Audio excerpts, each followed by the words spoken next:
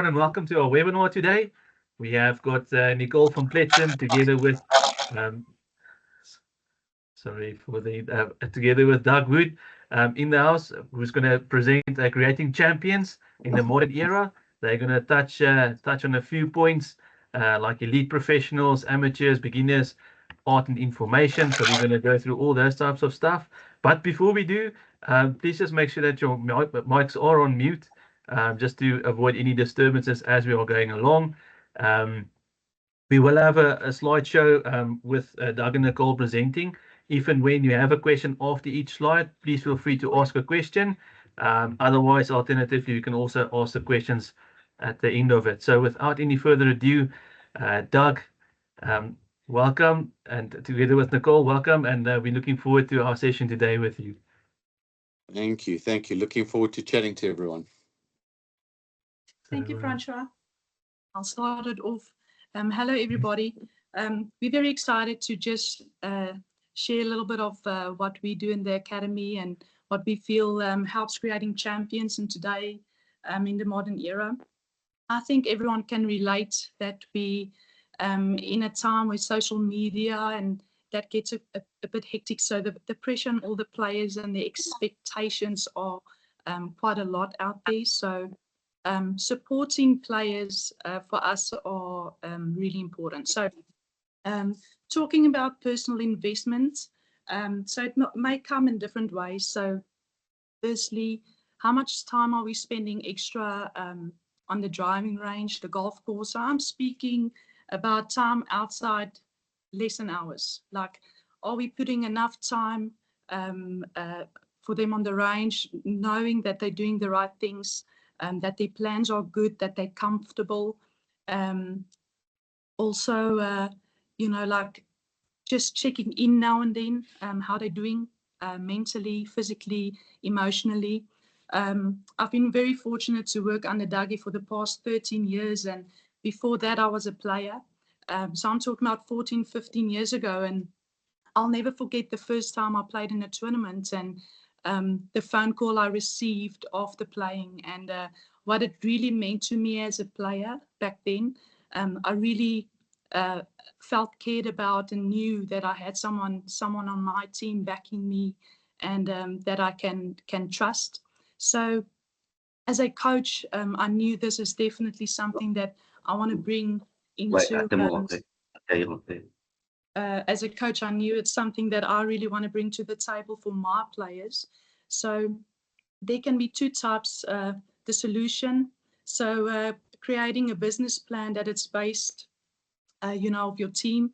So meaning biokineticist, psychologist, the coaching is just one part of it. Like the team itself, like everyone working together with the player is crucial to, work together and get a plan together for this player to buy into, and then now and then just checking in to see if they're still happy with it.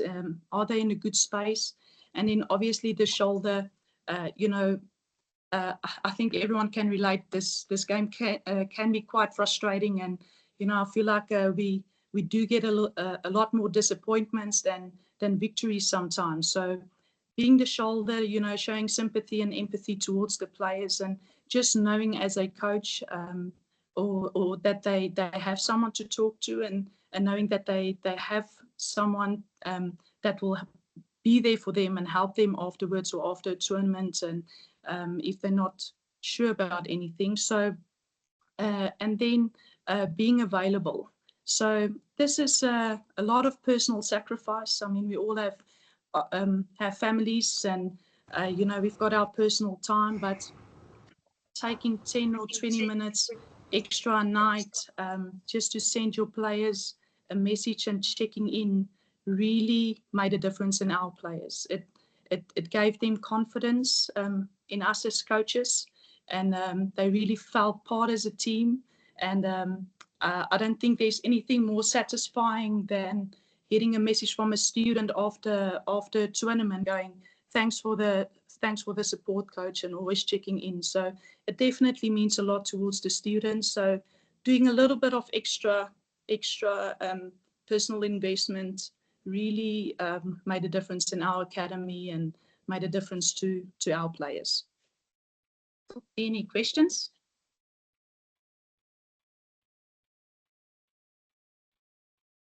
Lars, can I just say, Yeah. I think that when we give the guys personal investment, it also allows us to pick up on what habits those people are creating when we're in touch with them every day. So, because sometimes in an hour or just on the lesson tee, you don't always know what habits those people are creating during events and stuff like that. So to touch base with them regularly gives you a feel of how they're creating mental, emotional habits and the direction that they're heading. Also allows us to cut off or redirect um, things that are not going according to plan. We can at least see where the shortfalls are coming before we actually fall off the cliff, so to speak. Yep. Good. Anybody got a question? And we can carry on, Dougie. Okay, cool. Rani, so I'm going to chat just about this slide. This is ability to coach in science and art. So many things can bring people to be good players, and there's many things that could bring people to be good coaches. Obviously, today, modern era, understanding data, massively important. You can have a massive amount of data and a massive amount of knowledge. How to apply it is probably the most important thing that you can have. All the data in the world will not make your player a better player. It could probably be more confusing if you don't know how to use that data. So we're talking about body data, club data, mental data, even if you like. So I think you need to be able to use it well. Is the best thing I could give you as advice. A lot of data without being able to apply it in the correct way, in the simplest way for that student, is useless. It's probably more damaging, actually. So I would say that first of all, you can never get enough skill in collecting data, but you could also never get enough skill as a coach in applying that data to create a champion. And the smartest coaches, in my opinion, that I've seen, have this massive amounts of knowledge, and they can turn it into the simplest feel or thought. So yeah, that would be a huge first point I'd like to make with the difference between science and art. Social media has obviously got a huge input in today's let's say teaching or the direction that it's going. One thing about social media, everybody's trying to sell something. So they're either trying to sell some golden key, they're trying to sell something that's going to be better than the next person. It's a sales pitch. Not everything on social media will obviously match every student, and I think we all know that. So what and how you take that information as a coach, I think, is really important. Even more important would be that the student is probably reading the same stuff on Instagram that we are. Most of my students, some of the stuff when I've been through their phones and stuff like that, it's crazy what they're watching on YouTube and Instagram. And probably 99% of it is not applicable to them when they're actually going through this stuff. The problem is that they actually believe that it is. They're all looking for that golden moment, that golden nugget that's just going to turn them into Tiger Woods or whatever it is. So we try quite early to cut that habit out and let them know what their best is. I think that's the way I can put it. Because if you don't let them know what their best is, they'll look at other avenues that are not favorable to them on social media. We also try and keep an open conversation when it comes to this kind of stuff when we're teaching science and art. The art part is, telling them which science is applicable to them and which science is not. So yeah, that would be massively important if you can help your students understand what is applicable to them and what is not. Otherwise, they're left on their own without guidance, and they kind of get lost in that. Can do a lot of damage in today's day and age. So then we go, how does this fit? How do we make this fit? How do we know if this fits, what science fits each student? So for us at the academy, we measure everything. We measure the body, we measure obviously all the club data. We figure out what your personal swing style needs to be, where your arms can go, where your body can go, where your strengths and weaknesses are in your movement patterns. And then we come up with a plan for you, and we'll say, okay, this plan actually suits you. This grip style will suit you. This ground reaction force will suit you.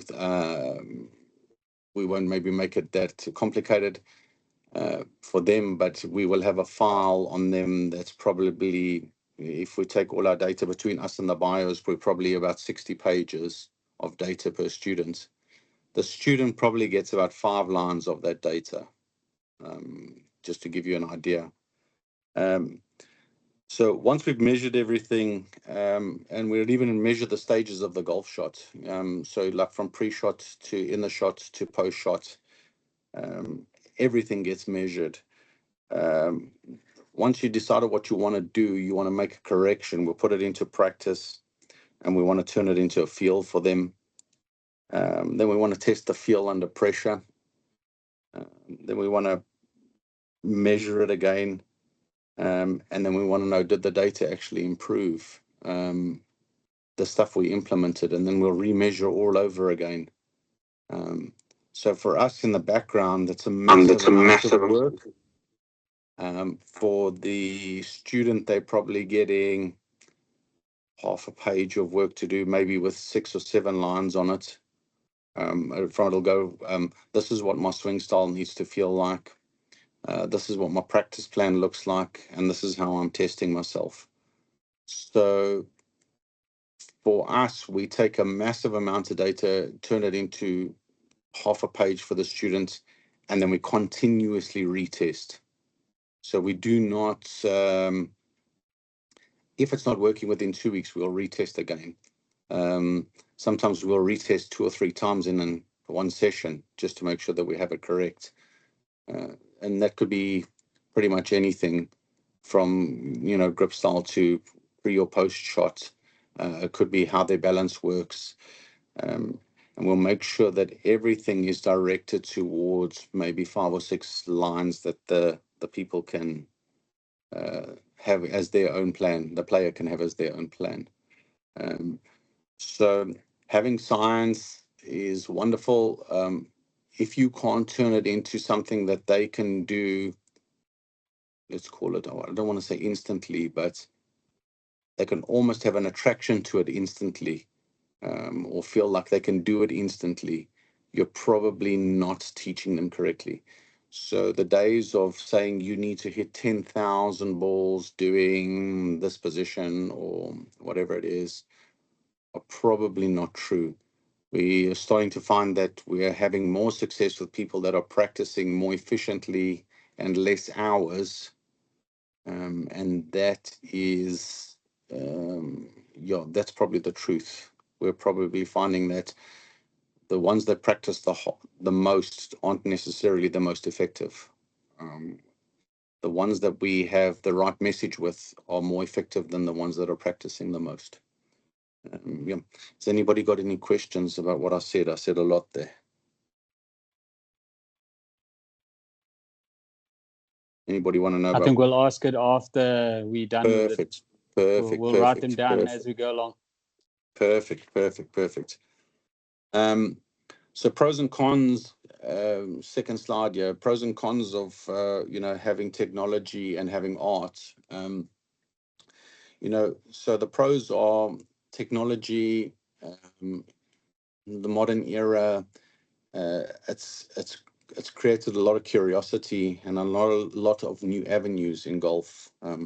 People are constantly asking questions about new ground forces, different planes. There's arguments going on all over the place about where the club face should be, what the wrist should do, etc., etc. So the pros are that it's made us really, really curious, the modern era. because there's so much data available. So we are definitely asking questions and questioning belief systems that we never did before the modern era came along.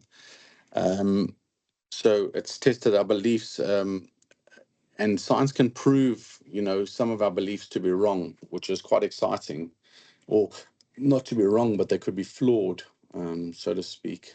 Keep your head down would be an example from the 60s or the 50s that is obviously not relevant to today, just as a simple example. And I really like that we've got the modern age, because it's bringing new perspective and it's challenging our thinking. I think that's a crucial thing. It's constantly challenging all of us every day, because we don't know if it's right or wrong until we can prove it. And we also don't know if it fits the person, which is even more exciting. So to first find out if that's actually correct, and then find out if it actually fits somebody, is even more exciting. Cons of the modern era, and discussing science and stuff like that, is probably a lot of people have got an ego about it. So they have less mindful conversation about, does this person have a point of view? So there'll be a lot of aggressive arguments in the social media arena, with regards to, who's right and who's wrong. And probably everybody's got a little bit of right in them, but I think they're arguing so hard because they're trying to sell their way as the best way. And if they can sell their way as the best way, it obviously has financial investment to them, or it has a boost on their ego or what they're doing, or to establish themselves as a teaching product, I suppose, is the best way to put it.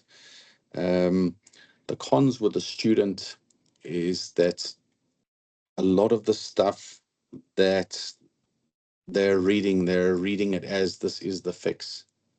And it's being sold to them like that. And because they're looking for instant gratification in the modern age, a lot of them believe that, and it is probably hurting more golfers than it is actually fixing ones with potential. So questions would always be, when we're in this space, if I can use this as a coach, is this safe, for the students? Can it be felt? Can I teach the student to feel this? And, what, for me, most important thing, I always ask, what does it do to the D plane, and what is it doing to the body? So I work it backwards normally, what's it doing to the D plane and the body? Can it be felt by the student, within 5 minutes, not within 3 hours? And, is this safe for their plan and for them mentally, not just physically? So will this take their golf forward? So those are the questions that I kind of go through when I'm discussing, the pros and cons of science and art and the modern era, especially social media and stuff that's out there that's getting measured. So yeah, that's me for pros and cons. Brooks, I think you got the next one, if I'm not mistaken. Yeah, so planning and structure with different personalities. So why is it important for coaches to be aware of this? So obviously we're not psychologists here, but sometimes we need to be aware of these things, because everyone learns differently and train differently. To kind of speak the same language as your player, it's quite crucial to just understand the way they're thinking and the way they're seeing things. So I just made it quite simple and broke it up into the left side of the brain and the right side of the brain. So left being, your perfectionist and your analyst, and then the right side of the brain being the field player. So there's obviously quite a lot of personalities in golf. I feel like this is maybe the three that we as coaches maybe see the most, and I feel like everyone can relate. So, going to the traits of the perfectionist is always that player asking, what does this look like? Like every movement needs to be perfect, and every movement needs to be felt and look good. And they also kind of believe that the perfect swing kind of brings out the perfect shot, which is not necessarily the truth. Yeah, and just trying to be perfect in every movement, obviously make them very technical. So the strengths with these players are they quite thorough in the way they practice. They quite structured, and they do things really well, and especially the basics. So they usually are really good at taking time and set up and aim and grip and posture. The weaknesses is they really get stuck into doing movement right. So very much position based again, and if it doesn't look good, they tend to get really down on themselves. So again, in our academy, I mean, we, like Dougie said, we test every single student. So it might not look good, but it will be that student's swing style, and also, again, that type of personality kind of needs to buy in to your plan, and by doing that, we'll show them in shot shape and all that, because the shot shaping will probably be their weakest spot, or their weakness. They're so technical, they just can't just make a ball fly left to right or right to left, or any skill for that matter. So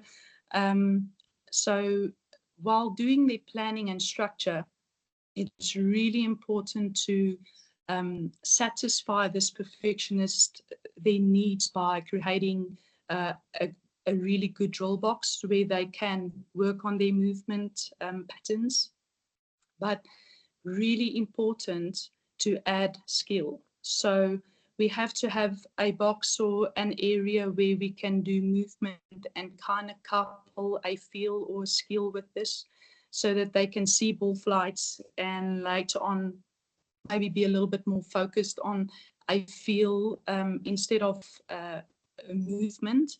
These players also tend to be like quite critical. So I feel like the pros, and we've got many of them, like they'll go to a flag 170 yards out and hit it 3 meters left and tell me, but coach, I actually wanted to draw that. I didn't want to fade it. So that is a perfectionist trait. So it's something to be aware of.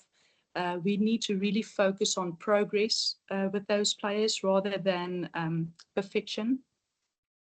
And then looking at the traits of an analyst, very data driven, like numbers,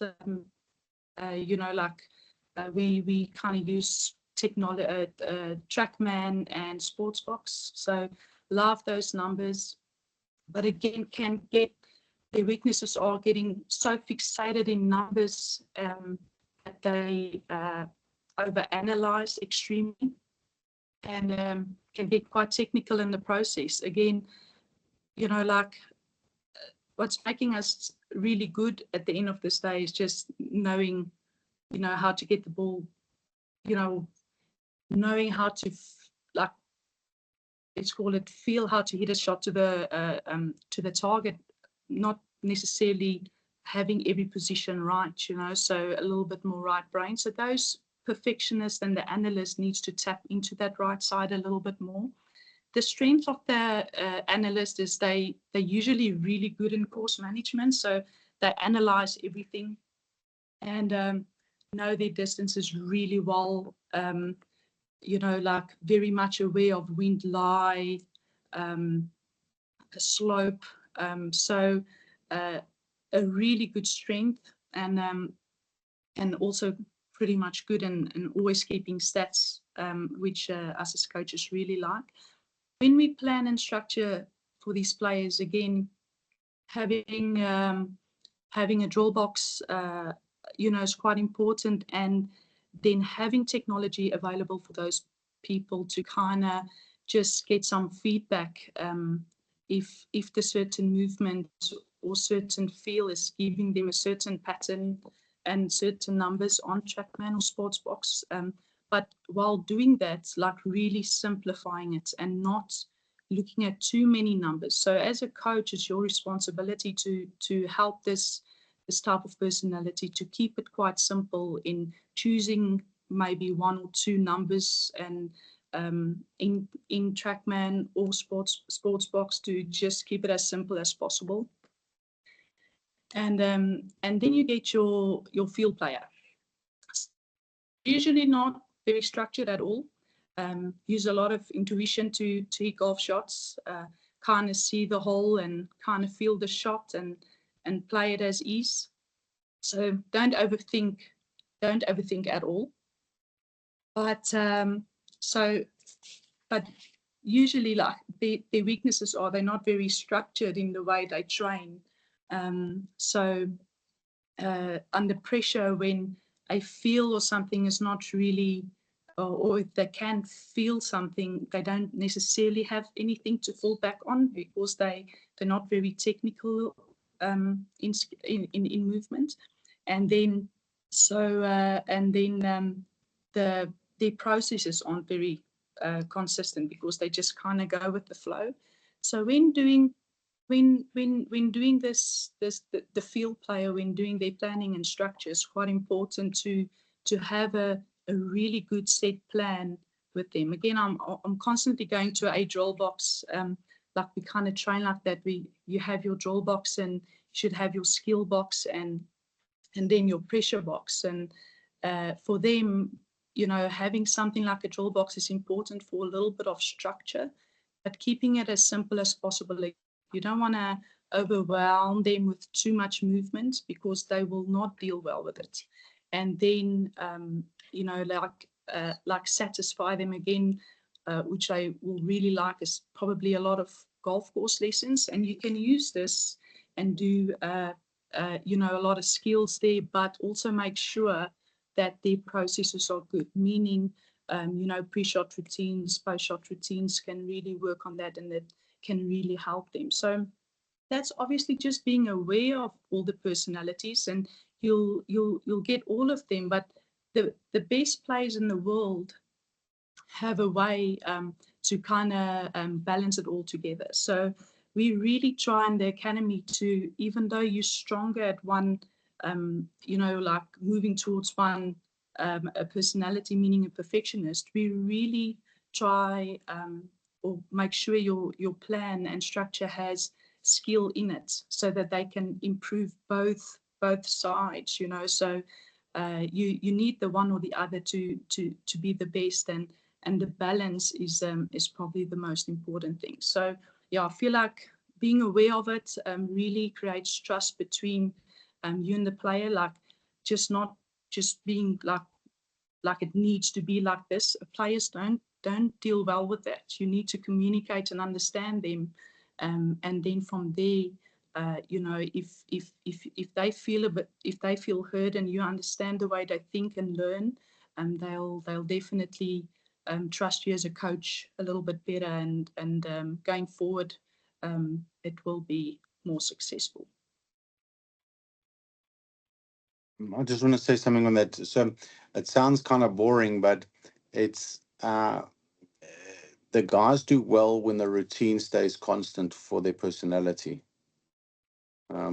It's when you're taking them too far out of their comfort zone for their personality type that you tend to create anxiety and panic in a player.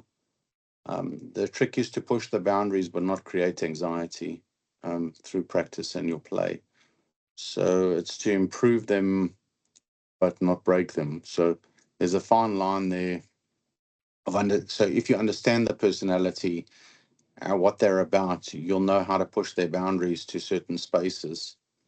And I think that's crucial for their learning, because if you are, as a coach, let's say you're a perfectionist,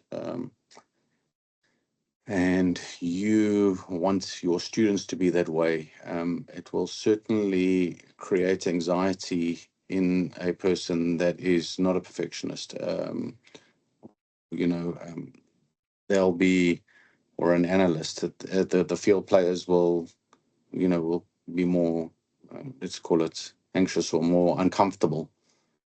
So you need to make sure, even as a coach, that you are able to switch your hats between those three. I think that's crucial to know, because if you don't and you just drive one agenda, you're probably only going to help a third of your players. You're not going to help all of them. So that's just something that we look at, making sure that we can cover. Yeah. And I think that's the hardest part, as being, the like Doug is saying, you need to change your hats, as obviously you as a coach also have a certain trait and personality. So it's quite difficult if you say are a perfectionist, or in my case, maybe, more of a field player. Like if a player comes to me and is like giving me all these movements and stuff, like you need to understand where they come from, and be able to listen and hear them, and then, like, in your own way, try to make it like satisfy them in their needs, but also like help them to balance it a bit better.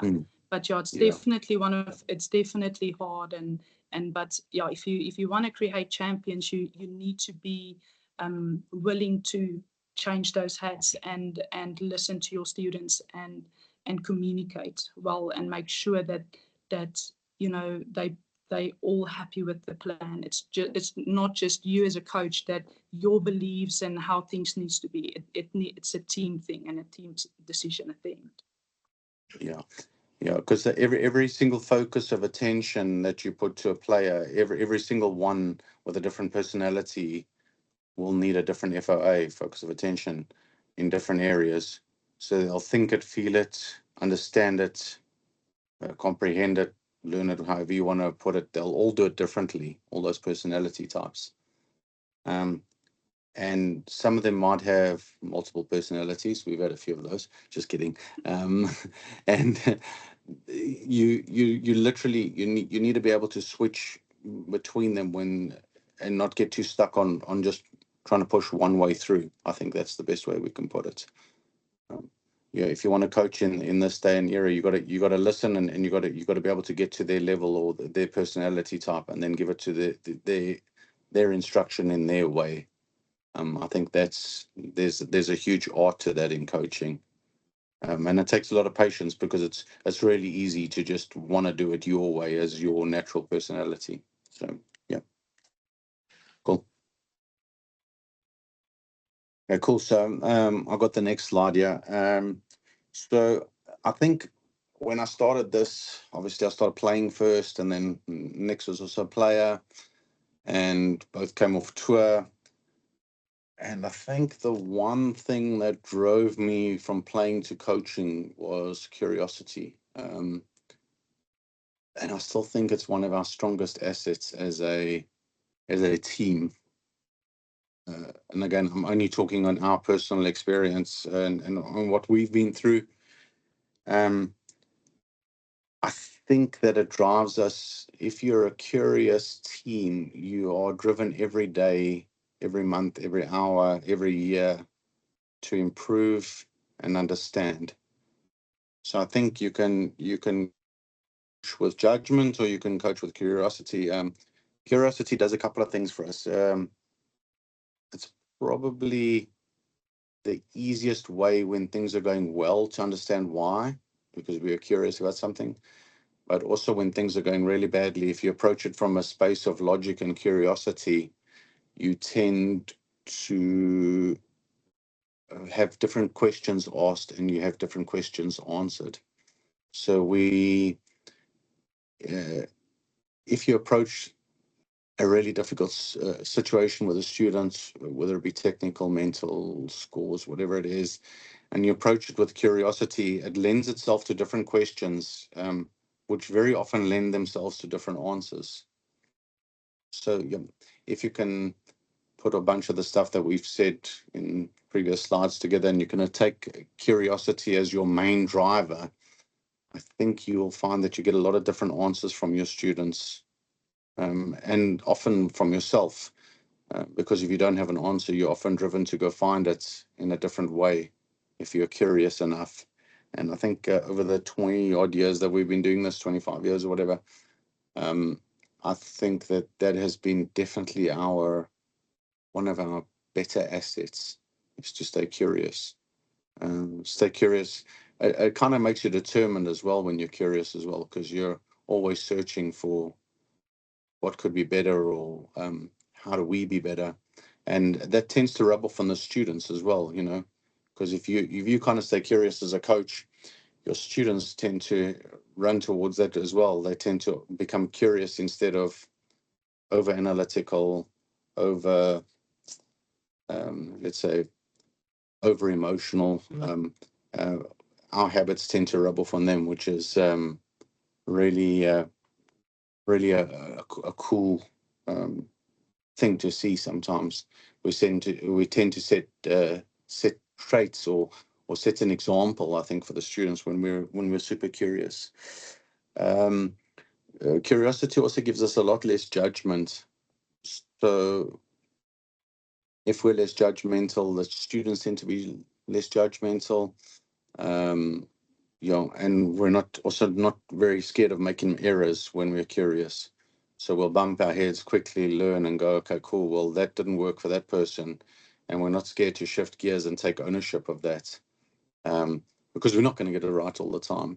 So we definitely try and approach all our learning, all our teaching from a space of curiosity. I would definitely say that's one of our strongest components. I think that in the modern era, having a lack of curiosity is not a great thing. So I'm going to say this to anybody that's just too systematic. If you're too systematic and you believe that it's only your system that works, I can tell you now, golf's going to prove you wrong. You better believe it. Somewhere it's going to prove you wrong. So you might go to a lecture for 3 hours and you might pick up one sentence that helps you, but go to the lecture for the 3 hours to pick up the one sentence that helps you.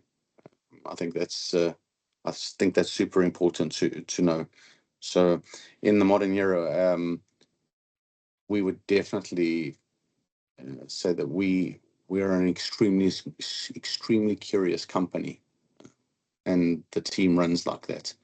It lends itself to a lot of learning, and it lends itself to a lot of advancement in our knowledge really, really quickly. It definitely keeps us ahead of. It definitely drives us ahead of being stagnant, I think is the right way to put it. So yeah. If you guys have got any questions, we're happy to take them. Even if it's something about what we've spoken about. If you want to talk about what we read, what we don't read, what data we collect, please feel free to ask us anything that we can possibly give you. I have a question just on when you were talking about the volume of someone's practice, or yes, that not a lot of practice is always good for everybody. How would you measure that for a person, or in relation to the technical changes that they're trying to make? Do you say frequency of practice? Could you give me like an example? Like what did you have in mind? Like, is it a position that you're adjusting, or is it a movement?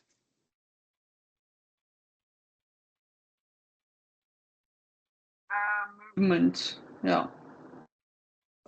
So normally, I'm going to answer this quickly, plus you can jump in afterwards. But so normally movements are felt, positions are trained.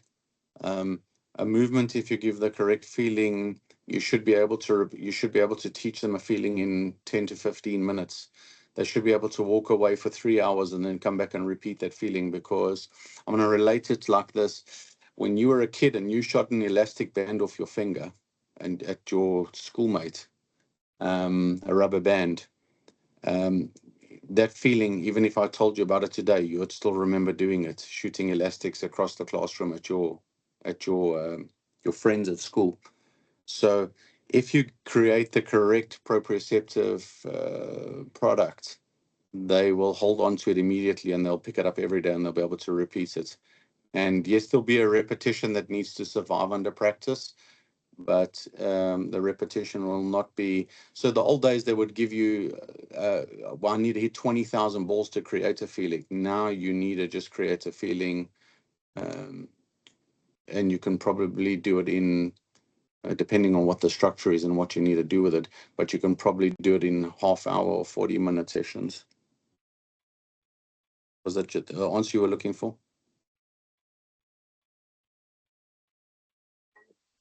Yeah, I think so. And I think also just, you know, what Dougie meant by it, just the way we do things at the academy, testing, measuring the student, like testing, you know, everything about them, grip styles, whatever they need to do.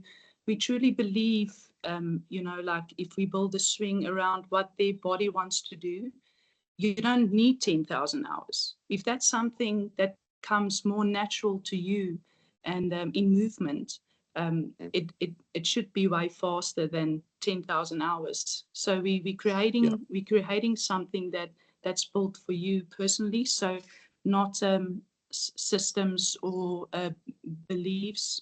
What do you call it, Dougie? Yeah, like swing, like a style. Yeah, there's not a style that they. Yes, they've got their own personal style.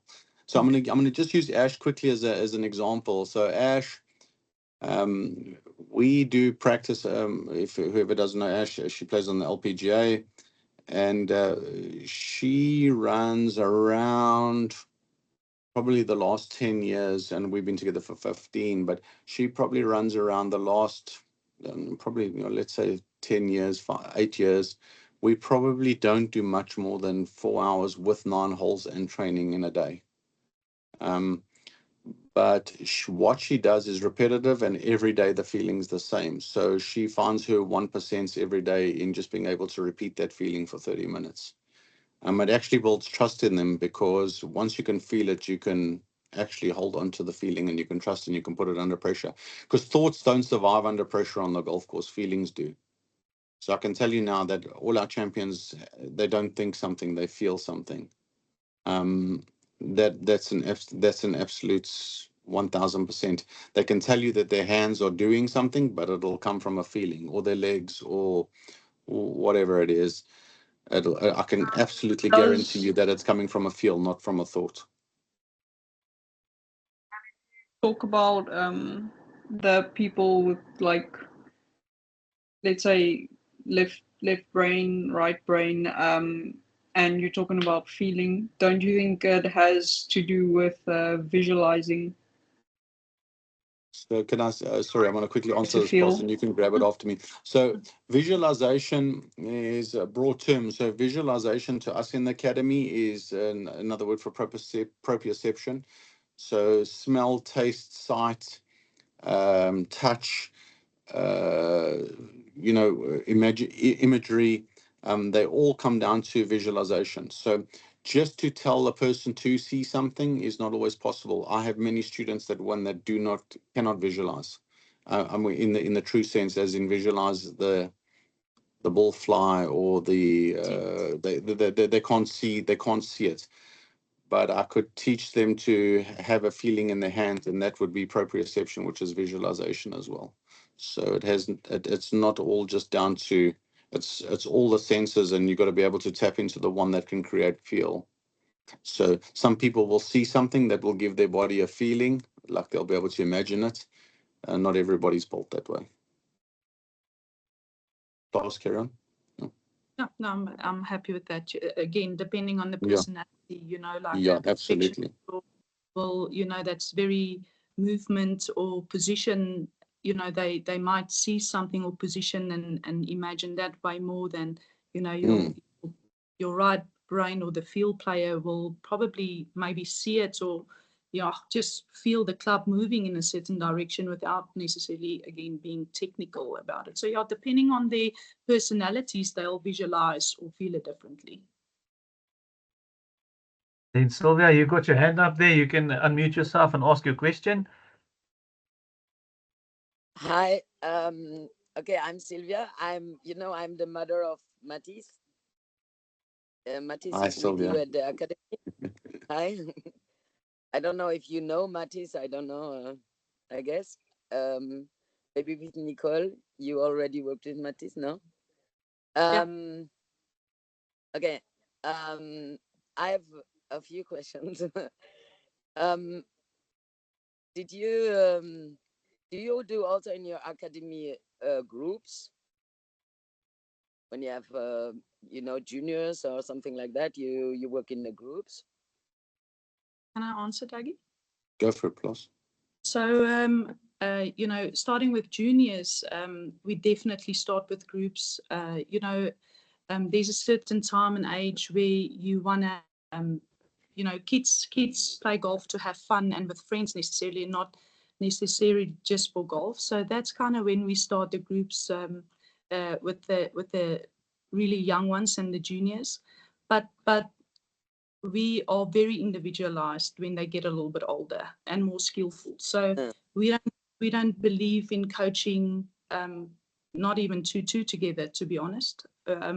We barely let players play together if we take them on the golf course. Very individualized, individually focused in our students, and spending a lot of personal time into the individual and not necessarily groups. Yeah, I understand because you are several instructors, huh? And you can do that because you are more teachers. That's why you can also do that. The thing is, for us, it's more about the care for the individual player than the fact that we're a lot of students or a lot of coaches. It's for us, it's the care about the individual and making sure that they get the attention. And again, we're not method teachers, so we coach every single student individually, meaning everyone might, our players grip it differently, swing it differently. So to put them in a group together, it's quite difficult. So if you were maybe a method teacher, that will make it easier. Everyone's just kind of doing the same drill. But we unfortunately just don't believe in that and don't coach like that. Yeah, me too. But because my groups, we stay 4 hours together or 3 hours. We do a lot of different things, and in this group, I try to do individual things. So, but it's very difficult because there are so many juniors here in Mauritius and so many adults, and it's very difficult to manage all that. Only by 2 person. I have another question. Do you know about action type? Did you hear about that? No. These are profiling, to profile, find out the different profile of which kind of. She's talking about a personality of, test. Yeah, but it's more about the mobility, But you know what? Are you in at your place in the end of April? Because I would like to come and see Matisse. Are you there? Always, yeah. Okay, so I guess I can find your phone number. I can WhatsApp you. Perfect. Okay, cool. Thank you.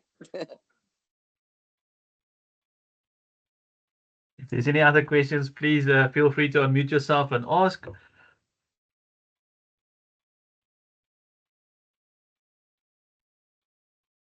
While we wait for a question there, Doug and Nicole, just a quick one.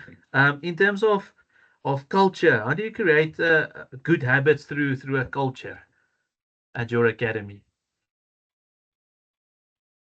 You want to grab it, plus, or must I grab it? You can go, Doug. Okay, so when you're looking for habits, there's a bunch of triggers that happen. So you get a trigger, you get a behavior, and then you get a reward system. So when you're creating a good culture amongst the players, you want to try and the best you can. It's not always possible, but you want to try and eliminate the triggers that are bad. So somebody might hook it. I'm just using this as in its layman terms. Somebody might hook it. They'll get a certain behavior pattern, and then they will then reward themselves by doing X, maybe hitting 5,000 balls afterwards because they hooked one on 16. So you want to be able to catch the triggers, and then you want to try and adjust those, and you want to be consistent with that with everybody.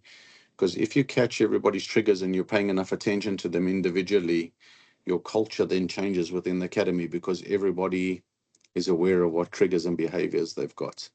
And I think that that is one of the assets of actually spending a lot of time with your students individually. You don't allow, or I shouldn't say you don't allow, that's not the right word. It becomes a lot more difficult for a bad culture to infiltrate the academy. We have had stages where we've had individuals that have not been, great for us, and us for them, and we've learned from it, and we've definitely improved the way our culture runs inside the academy, because we're super aware of the triggers. Something that we discuss probably weekly when we're struggling with whatever it may be, so that we can, let's say, redirect it before it becomes a bad behavior that then upsets the culture. Thanks, Doug. Any other questions, gents and ladies?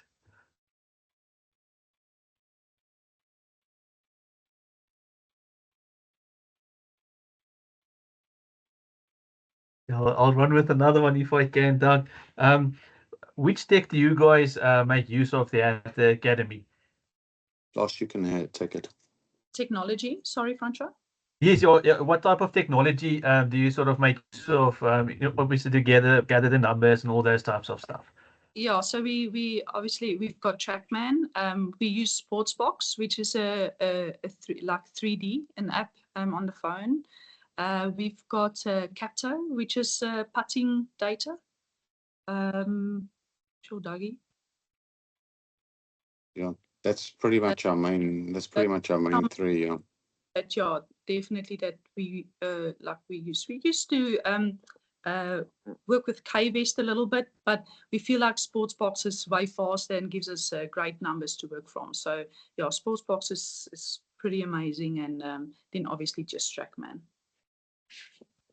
Yeah, we've definitely got faster with our data collection. We used to have all the old stuff with the wires for the 3D systems, and used to take forever to capture it, and it was always indoors.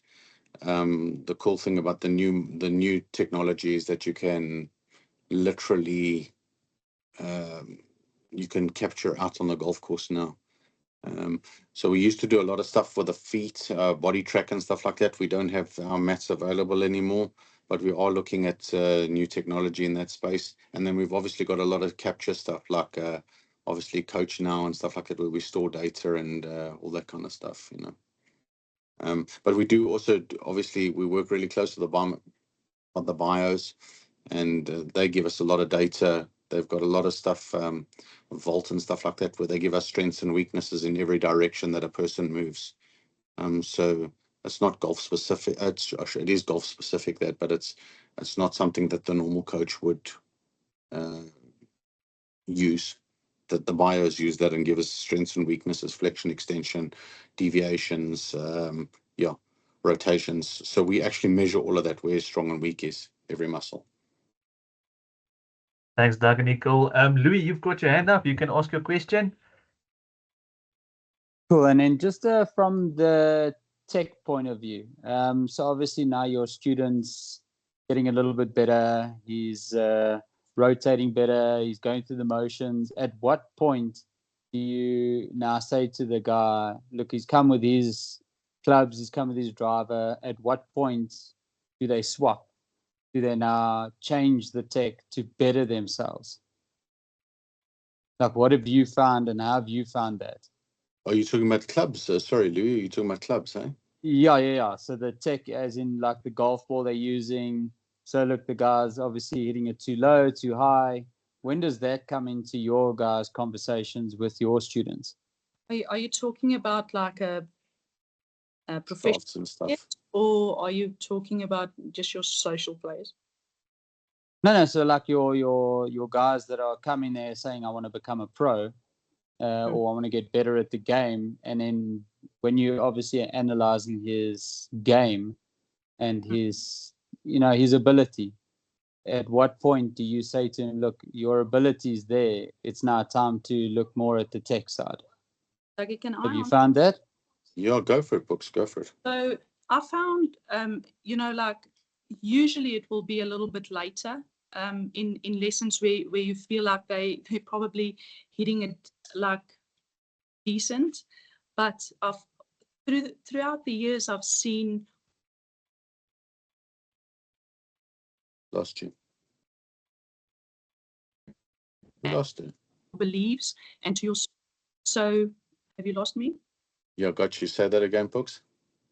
So realized through the years like what bad technology or a bad fitment, what it can actually do to your beliefs and your swing. So taken, for example, a club that's way too upright for you. So that thing should go left, or, the heel should dig in, ball should go left. So, what will the player do to hit it straight? Probably stand up out of it or open the face, whatever it might be. So a lot of their movements in their swing technically actually comes from the clubs already. So so if that's the case, if you can see that quite fast, like to just explaining to them, like I think the change needs to be a little bit faster than if it's just an old club and lie angles and everything looks decent. I will probably only do the change quite later. But yeah, if it's if this guy's hooking everything 20 yards left and he's got an offset irons and doesn't understand why it's going left, then I think it's good to change it quite quickly. So just from that point of view, do we physically tell them they need to change it, or do we rather recommend that they go back for the fitting? Because this is where I find it quite difficult, because you end up talking more about the tech than actually getting in the lesson. I think you need to obviously have the guys that you trust that can do the fittings and all that. I feel like they just, for us as coaches, I think they just need to understand what the tendencies will be of that club, but also maybe to communicate to the fitter and kind of tell them, what you want. Because this guy, say now, if I'm making an example, say now it is offset, but he's slicing the hell off the golf ball, that fitter will just fit him with an offset club again, because he's trying to fix ball flight. But if you as a coach you guys are working at a certain position, and this ball should actually come out straight at some point, it's maybe important to communicate to the actual fitter to tell him what your plan is with the student. But it's a difficult one. I can tough one. At our level, we tend to tell the fitter what we're trying to achieve. So we're letting him know, listen, this is what we're looking for. This is what the tendency is. So don't try and fix the ball flight. We're looking for this because these pieces are going to fit together. Yeah. So we try and direct traffic. We're not telling them what model to use or what shaft. We're not an expert in that, but we're telling them the direction that we want the airplane to fly. So once you communicate that to the fitter, he becomes a lot less confused as well, generally.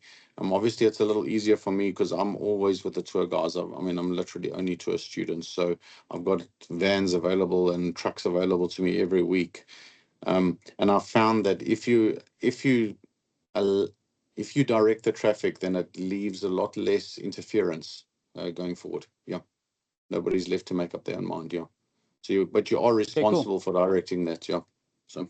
Okay, yeah. That's I just want to kind of find out. Like they obviously need the trust factor from us to know we're guiding them in the right direction. They need to understand the plan. They need to buy into your, what you want to achieve in ball flight. They need to understand it. 100%. Thanks, guys. I appreciate it. Thank you. Totally. Simon, you can unmute yourself and ask your question. We'll finish with that one. All right, thanks. I just want to ask, when an elite player comes to you guys, what do you start with? Do you start by screening, before the lessons, or you start by going through on the range and check the movements, and then you screen in terms of flexibility? What should one start with? You can go, plus. Well, at our academy, we test, like I said. So we test every player in what type of style they moving towards, and then after that we'll do biokineticist. So at the end of the day, we'll test them. We'll just to see where that's testing, to see if it's matching their style and what they're currently doing. Do TrackMan data, and they do biokineticist, where we will kind of get answers of what we got in movement patterns. So yeah, Dagi, I don't know if you have a certain we just want to do. So for me, I try. Again, like I said earlier in the lecture, in the presentation, I pretty much try and test everything. So I'll test everything from how long your arms are to where your body wants to go, what you look like in 3D, what your sequence looks like. So I can spend, with a professional player, I can spend 10 hours just collecting data, not even saying what to do to that player, literally. Once I've made a reasonable amount of data collection, which usually includes going on the golf course with them, because then I would be looking for, things like belief systems, ball positions, simple stuff, eye lines, etc. And once I've got all the data together, I'll say, okay, this looks like the route we should take. So some players I can analyze in 2 hours, some players I can take 10 days to analyze. If it's a top end player, yeah, I can literally spend 10 days just watching them. All right, thank you. Sure. Nicole, thanks again for your time and your awesome presentation tonight. We really appreciate it. Also to all the pros that took some time to watch, thanks for your support as well. We truly appreciate that. And then, all of the best for the evening and the rest of the week ahead. And hopefully see each other at the next webinar. Enjoy your evening. Thanks, everybody. Thank you, everybody.